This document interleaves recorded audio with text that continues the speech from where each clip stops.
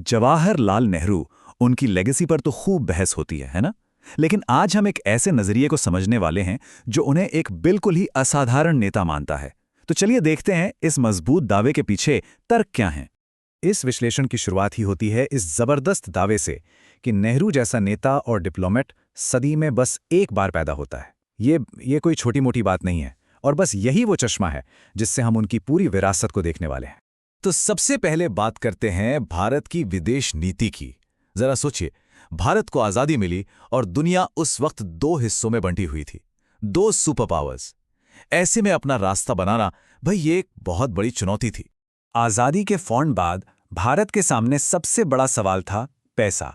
सड़कें बनानी हैं, बांध बनाने हैं, इंडस्ट्री लगानी है, इन सब के लिए पैसा चाहिए। पर सवाल ये था कि एक नया नया बना देश मदद के लिए देखे तो किसकी तरफ देखे? उस समय दुनिया एकदम साफ साफ दो खेमों में बटी थी। एक तरफ था अमेरिका और उसका गुट, और दूसरी तरफ सोवियत यूनियन यानी यूएसएसआर। भारत पर जबरदस्त दबाव था कि भाई किसी एक को चुनो। लेकिन नेहरू का सॉल्यूशन वो कुछ और ही था। उन्होंने कहा, किसी एक का पक्ष क्यों लेना। उन्होंने एक बिल्कुल अलग रास्ता चुना। उनका सीधा सा तर्क था कि भाई भारत को दोनों से मदद लेनी चाहिए। इन सुपर पावर्स की आपसी लड़ाई का हिस्सा क्यों बने? और बस इसी सोच ने जन्म दिया गुटनिरपेक्ष आंदोलन को, मतलब नॉन अलाइंड मूवमेंट। ये भारत की वो फॉरेन पॉलिसी थी जिसने साफ कर दिया कि हम अपनी स्ट्रैटेजिक आज़ादी बनाए रखेंगे। हम किसी भी मिलिट्री गुट का हिस्सा नहीं बनेंगे, ना इधर ना उधर। और ये टाइमलाइन दिखाती है कि भारत ने कितनी तेजी से दुनिया में अपनी जगह बनाई। देखिए, 1947 में आज़ादी मिली और महज 14 साल बाद 1961 में बेलग्रेड कॉन्फ्रेंस में भारत एक लीडर की भूमिका निभा रहा था। कमाल की बात है। इस पॉलिसी का नतीजा क्या हुआ? नतीजा ये हुआ कि भारत तीसरी दुनिया का नेता बनकर उभरा। अब ये तीसरी दुनिया क्या है? ये वो देश थे जो नए नए आज़ाद हुए थे। तो इस नज़रिए के मुताबिक ये देश किसी सुपर पावर के पीछे नहीं गए, बल्कि भारत के नेतृत्व में एक साथ आ गए। अच्छा, तो ये तो हुई इंटरनेशनल स्टेज की बात। अब जरा देश के अंदर झांकते हैं। देखते हैं कि 1947 में देश के हालात क्या थे और चुनौतियां कितनी बड़ी थीं। इस विश्लेषण के हिसाब से 1947 में भारत की हालत बहुत ही खराब थी।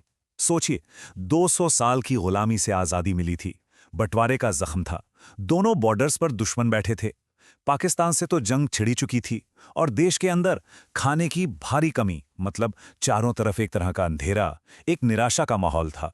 तो सवाल ये उठता है कि इतने मुश्किल हालातों में जब चारों तरफ अंधेरा ही अंधेरा हो, तब इस देश को उस अंधेरे से बाहर कौन निकालता है? और बस यहीं पर यह विश्लेषण नेहरू की भूमिका और उनकी लेगेसी के आकलन पर फोकस करता है। तो उस सवाल का जवाब इस विश्लेषण के मुताबिक सिर्फ एक है, जवाहरलाल नेहरू। ये नजरिया उन्हें उस लीडर के तौर पर देखता है जिसने भारत को उस मुश्किल दौर से, उस अंधेरे से बाहर निकाला।